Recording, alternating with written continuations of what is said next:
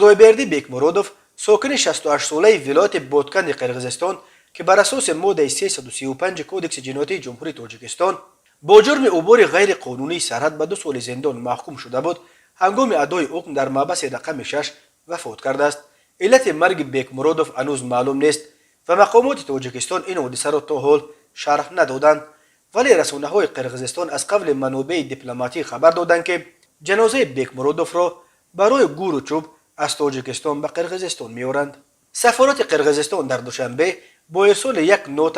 به وزارت خارجه تاجیکستان خواستار تحقیق فراگیر سبب‌های مرگ شهروندش در محبس تاجیکستان شده است. با گذشت 30 سال از سقوط اتحاد شوروی،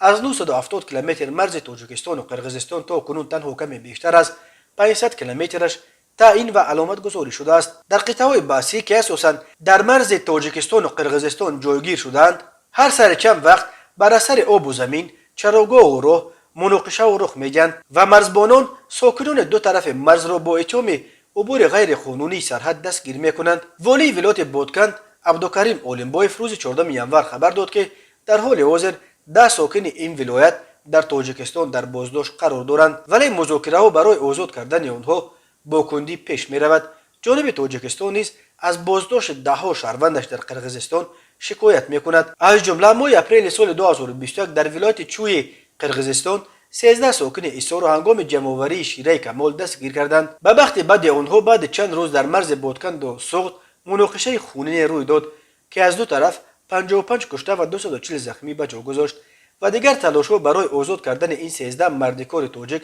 دچار بنبست شد. خدمات مقابله با افراطگرایی و مهاجرت غیر قانونی وزارت کارهای داخلی قرقیزستان اخیراً خبر داد که این 13 شهروند تاجیکستان را با قرار دادگاه ناحیه علام‌الدین ولایت چوی با جرم عبور غیر قانونی مرز و فعالیت غیر قانونی در قلمرو قرقیزستان محکوم گردیده حکم خود را الکی ادا کردند و به دنبال آنها را از قرقیزستان به تاجیکستان اخراج کردند.